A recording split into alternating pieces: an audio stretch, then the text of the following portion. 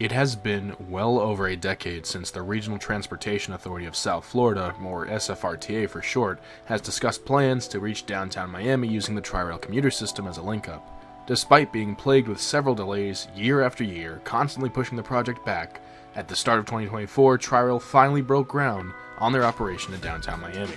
Join me as we take a ride to the brand new Tri-Rail MiamiCentral Shuttle setup and learn a little bit more about the soft opening on the commute.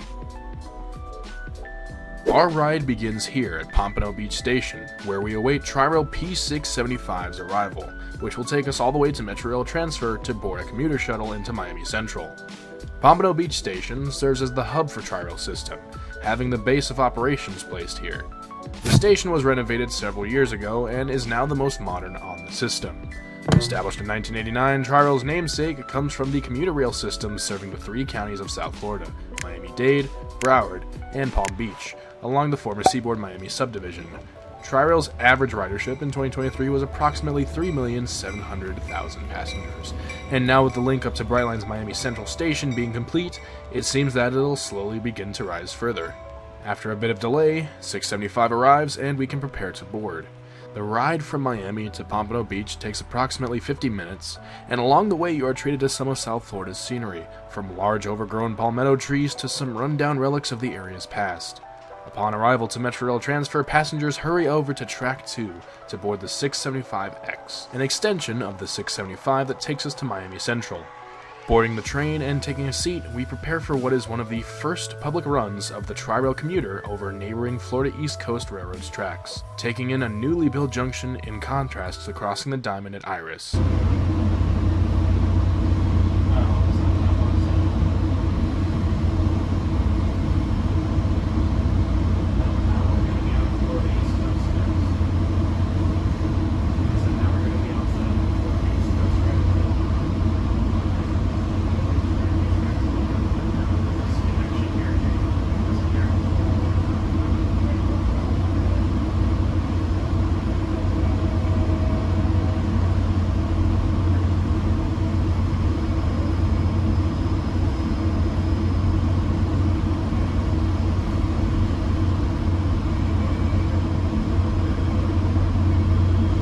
It's honestly pretty surreal to be riding Tri-Rail on these tracks for the first time. This is something that's been talked about for many years, and getting the chance to actually see it come to fruition is, well, in simple terms, quite amazing.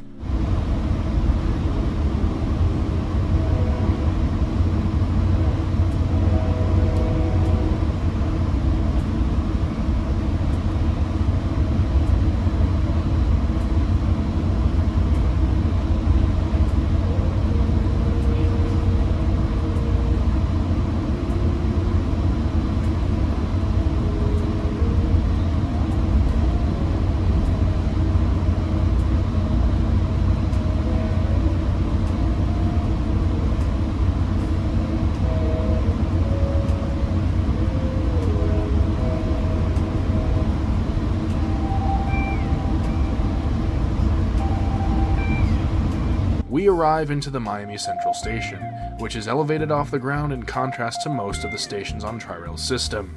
As passengers begin to depart and head down into the giant complex that is the Brightline Miami Station, I took some time to explore the features of Tri-Rail's section of the station. Brand new information kiosks adorning the company's new navy blue scheming, as well as plenty of open room, ticket kiosks, and information booklets. I entered the station as well to see if there was anything to show, and it's actually really empty in here. This could just be because the Miami Central link is still brand new, but it's definitely an eerie jump to see an empty room as soon as you get off of the train. I'm sure there's a reason for this to be here, but as is, getting down to the hub of the station is not hard at all. Simply taking the escalators or elevators will allow you to get inside and see what the station has to offer, from luxury dining experiences to the outdoor portion of the station adorned by shops and other amenities. Since we're here to ride the extension service though, after time passes, we board the train to head back and say goodbye to Tri-Rail's Miami Central platform. Overall, the experience was quite interesting, and while it's clear that the project is still in the very early testing phases, I expect that within due time, this service will begin to pick up and will be a very helpful component in getting South Florida residents to downtown Miami much faster. With the services provided by Brightline being comparable to that of an airline, it's a bit higher in pricing in contrast to Tri-Rail's $5 ticket fare to reach Miami-Dade from the Pompano station. Plus, with ridership slowly increasing, with the population of South Florida continuing to grow every single day, there's no doubt in my mind that this will be a successful asset to the Tri-Rail system, and hopefully, it'll allow for some more growth for Tri-Rail's future. After taking the connection at Iris once more, and arriving back into the Metrorail transfer station, that brings our commute to a close. Overall, if you're looking for a cheaper, easier way to get into downtown Miami, consider taking the train and skipping the drive. Getting to Miami Central has never been easier, and this connection shows promise for South Florida's future in transportation. I hope you enjoyed this little brief documentary, and if you did, consider leaving a comment letting me know down below what you think of Tri-Rail's new connection, as I'm interested in what you have to say. Until next time, I hope you have a blessed day, and always remember to look ahead and look south. Thanks for watching.